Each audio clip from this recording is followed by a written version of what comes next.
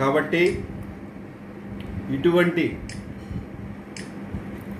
నమ్మక ద్రోహం చేసేటువంటి నాయకుల్ని ఓడించి చిత్తుగా ఈ గుంతకల్ కాన్స్టిట్యున్సీలో వరద బాధితుల్లాగా వచ్చినటువంటి నాయకుడు గుమ్మనూరు జీనా. ఆ పక్క అందరూ ఆలూరులో తరిమేస్తే వీడు చేసినటువంటి అఘాయిత్యాలని, వీడు చేసినటువంటి భూదందాలు, వీడు చేసినటువంటి నడిపిన పేకాట క్లబ్బుల్ని ప్రజలు సహించక తరిమేస్తే వచ్చి ఈడ పడ్డాడు గుంతకల్లో. ఇటువంటి నాయకుడిని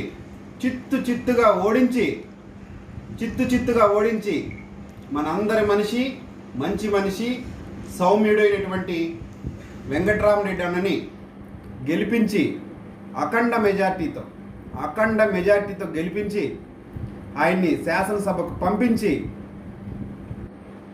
మెజార్టీ ఎక్కువ వస్తే మీకు ఇంకొకటి చెప్తున్నాం, మెజార్టీ ఎక్కువ వస్తే రేపొద్దున మంత్రి పదవిలో కూడా కూర్చోబెట్టేటువంటి బాధ్యత మీది ఉంటుంది.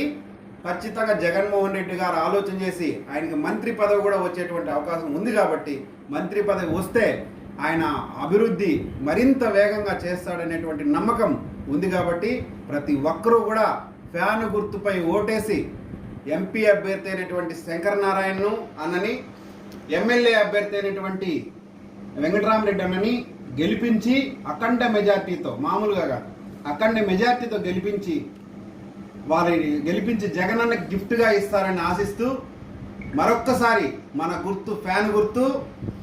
రేపు జరగబోయేటువంటి ఎన్నికల్లో ప్రతి ఒక్కరూ కూడా 2 ఓట్లు కూడా, MP vote, MLA vote fan గుర్తుకు ఓటేస్తారని, అఖండ మెజార్టీతో గెలిపిస్తారని మిమ్మల్ని వేడుకుంటూ సెలవు తీసుకుంటాం.